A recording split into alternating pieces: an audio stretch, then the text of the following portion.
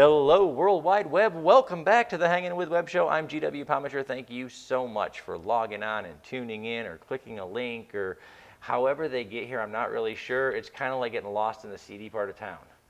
And we hope that you stay. And while you're here, go ahead and hit subscribe and hit the little bell over there, because if you do that, then you'll be notified every single weekday at 2 p.m. when we drop another interview with a great author, artist, filmmaker, musician, creative mind of all kinds here on the Hangin With Web Show.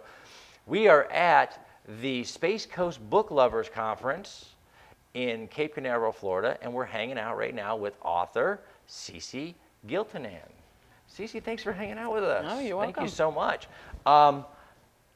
Your latest book is Highland Sins. Mm-hmm. So we'll start there and we'll work our way back and see how far we get. Highland Sins, give us the book blurb. Tell us about Highland Sins. Well, that's a little bit hard, but I write Highland historical romance that's set in the Scottish Highlands. And it's a really kind of cool place to set a romance story, too.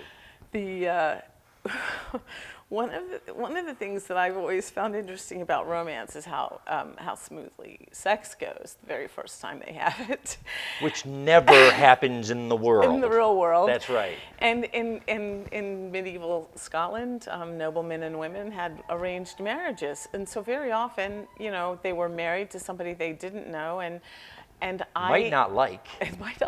Yeah. And I wondered what it would be like to just really explore that, and might not have the same values, and so it is about it's about a young man who was raised in a very strict way, and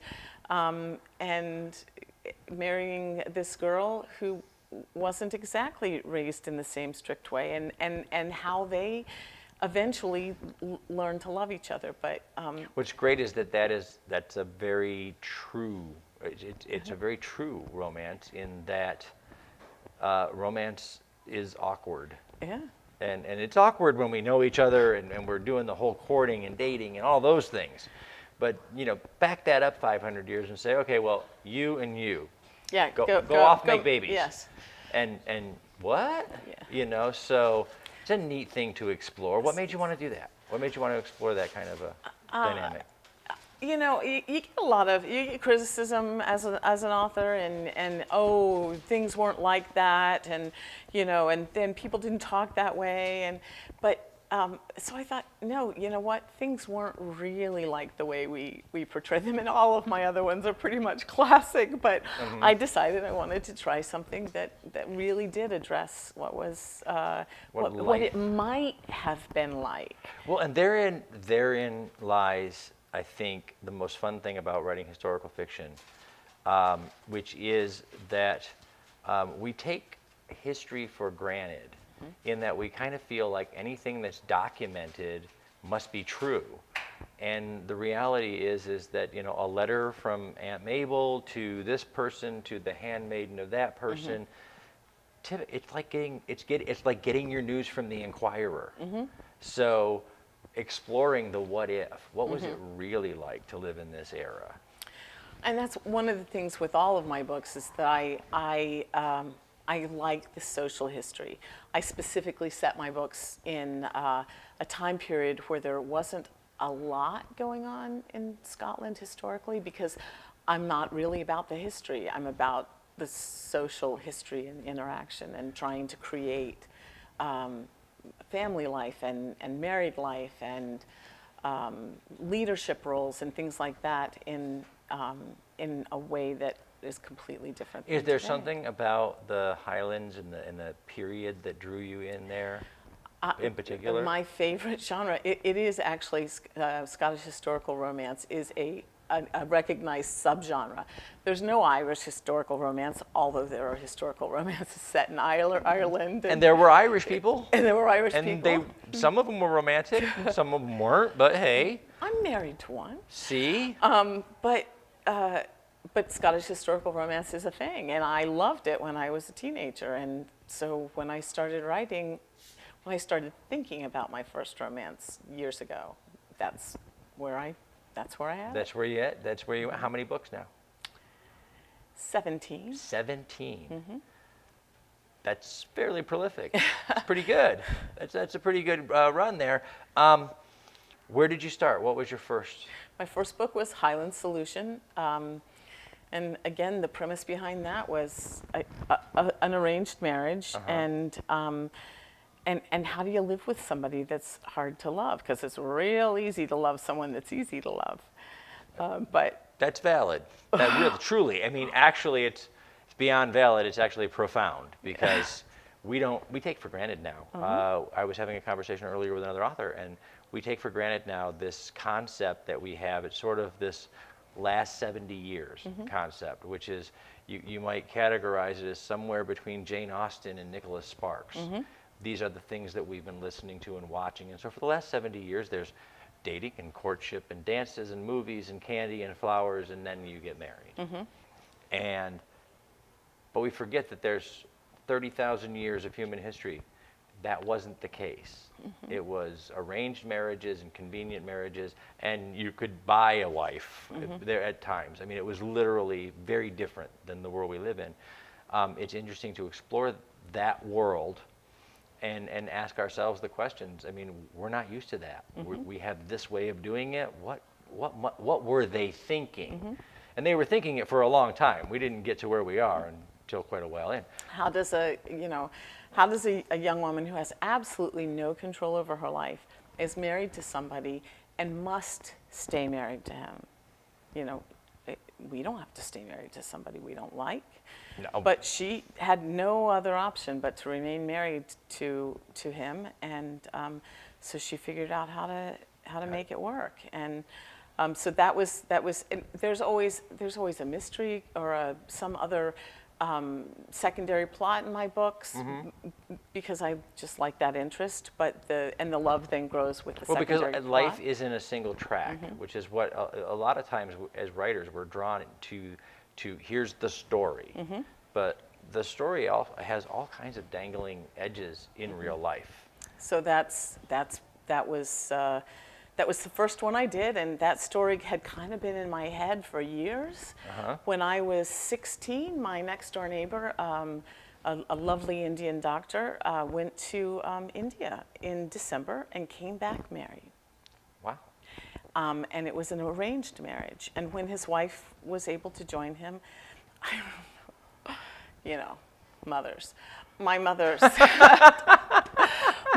said to her, "But what if you don't like him? What if you don't get along?" And she said, "It is my job to make this marriage work. My family expects it. His family expects it. I have to do it." Wow. And that was where the whole story was born out of that. Wow, you have It's a to make it revelation. work. Yeah. It is, and when you think about that, and again, a lot of our audience might not realize the world isn't all Western, and so there are places in the world where this is still a norm. There are cultures where this is still the tradition. Moreover than that, it was the mass tradition for the better part of human history. And that being the case, we often talk today about the roles that women are rising to in our society. I don't think we realize the level of responsibility that was placed on women well before they had any acknowledged rights, before they had anything. There was still a huge amount of responsibility placed on a woman to say, hey, here's your husband. We know you've never met him. Make it work. You're going to have a bunch of kids. Make it all work. Make the house run on time. Make the kids grow up and not be idiots.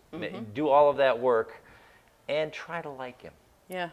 That's a huge burden to lay on any person. And we laid it on every woman ever born. Every woman ever born. 30 years, or 30,000 years, excuse me. And sometimes we'd have a tendency to do it today. Only now we say, do all of that. By the way, we'd love for you to have a great career. Really? So a bunch of the next two books were also the same problem, slightly different things, but. Wow. Yeah. And so, okay, so the 17 books really exist all in the Scottish romance subgenre. All in the same world. Okay. Are you working on anything right now? I am. Some of my books are actually time travel, but it is still to the same world because I thought it was really cool to, after exploring that world for 6 books, to put a modern woman there and see what she thought and how she reacted. Yeah. And so then a chunk of my books are the Pocket Watch Chronicles. They're time travel romance. And so the one I'm currently working on is a Pocket Watch Chronicle. Is a Pocket Watch Chronicle. And very typically the person who goes back, it's soul exchange. So you go, your soul goes into somebody else's body with your memories and so on. So your brain and your memories and all that bounces into medieval Scotland. Medieval Scotland. And survive. Yeah, and there's usually, like one of my books is called The Midwife, and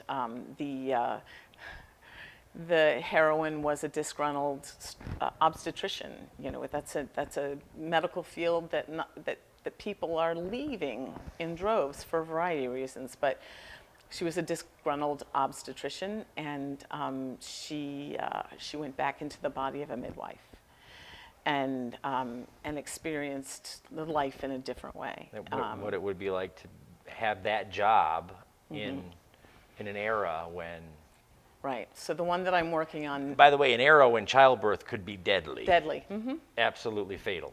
So. And I'm working on I'm working on one now where the young woman who goes back believes that she can't become pregnant, and she wants to experience motherhood. So she goes into the body of a pregnant woman who actually was being attacked at the moment she goes in, because you have to do they do something at the moment that they go in to stop the death that was getting ready to occur, and because she does something and she's able to stop it, and she wanted to experience motherhood.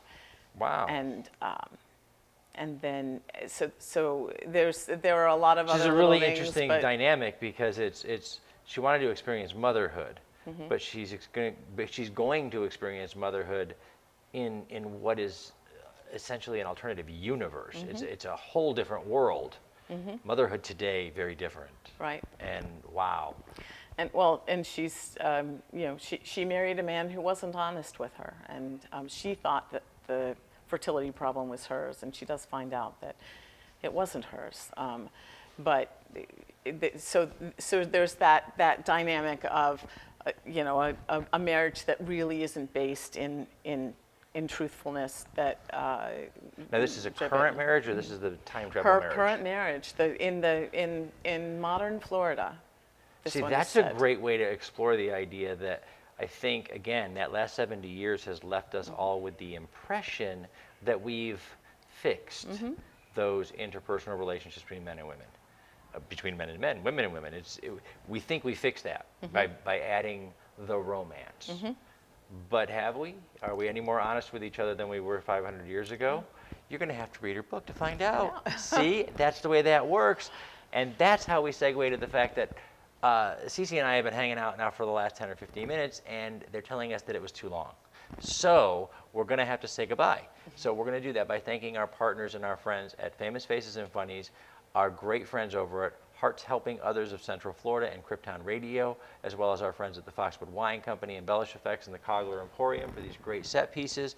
Our great friend Josh Bauer at J. Bauer Art, who actually provides artwork for our set, which I was too dumb to bring with me today. So we want to thank our friends at Indie Originals Live and Space Coast Comics. Thank you guys. These are the people who share these videos all over the World Wide Web to help us share our artistic community with you. So please support them. And please share the show yourself, hit subscribe, come back over and over again. Log on, tune in, and see who we're hanging with next. Awesome. Cool. Thank you so much. Oh, it was fun. Thank you.